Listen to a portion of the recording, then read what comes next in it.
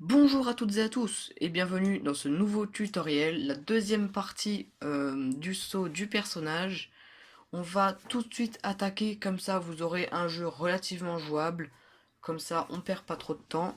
Donc tout d'abord, ce qu'il va falloir dire à notre personnage, c'est que quand il appuie sur la barre espace, il va se passer tout un tas d'actions. Ces actions-là vont être gérées, entre guillemets, automatiquement par une Real Engine dans l'onglet Event Graph. Donc, je vais vous montrer comment on fait. Vous allez aller dans votre onglet perso, personnage ou je sais pas comment vous l'avez appelé, animation, anime BP et on rentre dans l'anime blueprint de notre personnage. On se retrouve du coup dans cette petite interface là qu'on avait déjà codé ensemble. On va du coup aller dans l'onglet idle et là on retourne dans locomotion ou oui on l'avait bien appelé locomotion. Ensuite, ici, là, il va nous falloir plusieurs choses. On va lui ajouter certains états. Donc le premier état, évidemment, ça va être quand il commence à sauter. Donc start, jump. Ensuite, quand il tombe, donc on ajoute une nouvelle state, falling, quand il tombe du coup.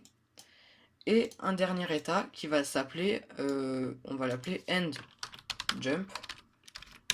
Et ça, on va le relier au idle.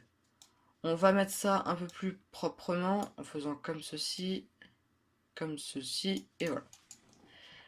Donc là, il va falloir faire plusieurs choses. Tout d'abord, vous allez double-cliquer sur Start Jump et mettre Jumping Up à l'intérieur. Vous allez pouvoir ressortir et faire ça pour tous les autres. Falling, vous mettez Falling Idle. Et End Jump, vous mettez Jumping Down. On se retrouve du coup sur cette interface-là en revenant à chaque fois. Et là, on va lui créer une nouvelle variable. La variable, on va lui dire est-ce que tu es en train de tomber ou pas. Donc pour faire ça, on va aller dans l'onglet variable, new variable, et là on va l'appeler isFalling. Point d'interrogation. C'est bien un type booléen parce qu'on veut que soit la valeur soit vraie, soit elle soit fausse.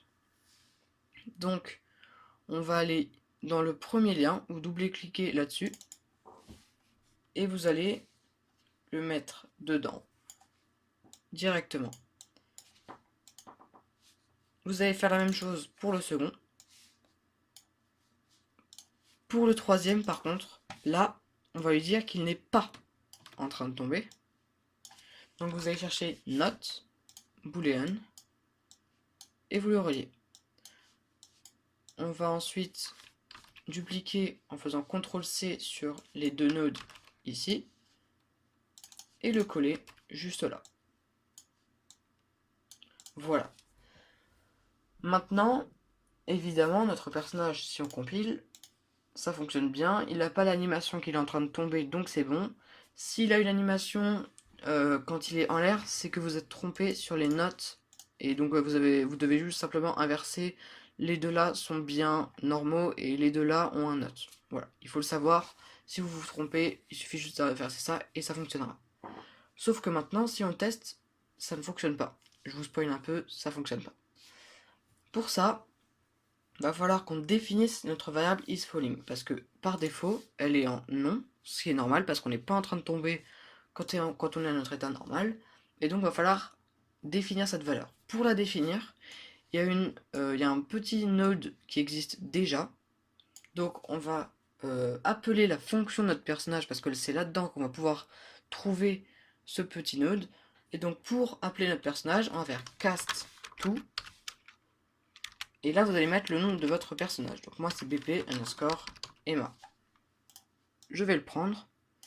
Dans l'object, ici, on va lui dire que c'est le joueur, le caractère. Donc pour ça, on va faire get player character. Vous mettez bien le caractère et non pas le contrôleur, sinon évidemment ça ne marchera pas. Et ici, on va faire simplement un get is non, juste is up falling.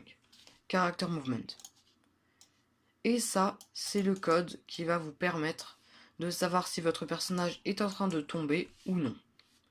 Donc maintenant, on va définir notre valeur, et ça tombe bien parce que là, on ressort une valeur boolean, et ici, on a une valeur boolean. Donc, on va la définir, on glisse, on fait set, on relie et on relie.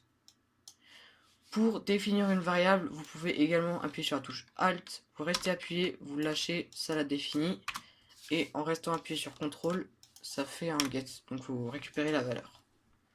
Donc maintenant on fait un compile ainsi qu'un save, et si là on fait play, pour le coup, notre personnage saute avec une animation. C'est quand même vachement plus joli que précédemment, et donc tant mieux, ça rend plutôt bien, et ça c'est cool. Voilà, c'est la fin de ce petit tutoriel, j'espère qu'il vous aura plu. Dans la prochaine partie, nous verrons la création de la map. Ensuite, nous verrons la clé à ramasser. Et pour terminer, on fera les menus de début et de fin. Allez, salut!